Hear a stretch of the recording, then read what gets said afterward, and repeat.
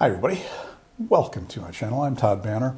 Well, it's Christmas Day and here I am recording a video. Well, later on we're going to get together with some friends. We got together with family yesterday. So anyway, whatever your tradition, whether it's Merry Christmas for those who celebrate Christmas, Happy Holidays, whether you celebrate Christmas, Hanukkah, Kwanzaa, Sol Invictus.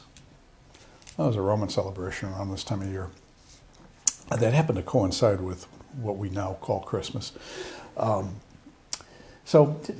Celebrations at the northern winter solstice probably go back 10, 20,000 years. I mean, this was a time when the sun was starting to come back. It was kind of a big deal when you didn't know how things actually worked as far as why the sun appears to come back. If you're here in the States, you know that we just had a brutal storm and cold wave come through.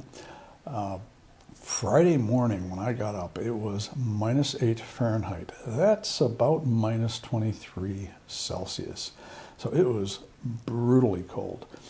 And I was having coffee in the kitchen. We'd put some food out for our local birds.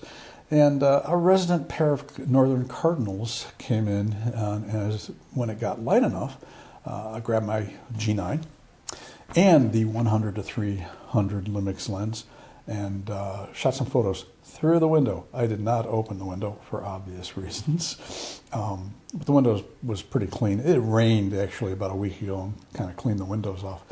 The northern cardinal is kind of the Christmas bird.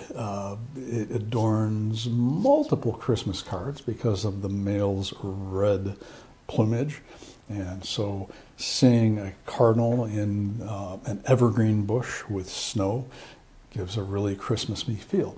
It is cheerful to see these birds in the dead of winter with their bright plumage. Even the female, which is of course not the bright red that the male is still an attractive bird. I used the super high one, so SH1 with pre-burst to shoot these photos. And what that does, if you're not familiar with it, and it's something everybody should try, is it shoots 20 frames per second with autofocus.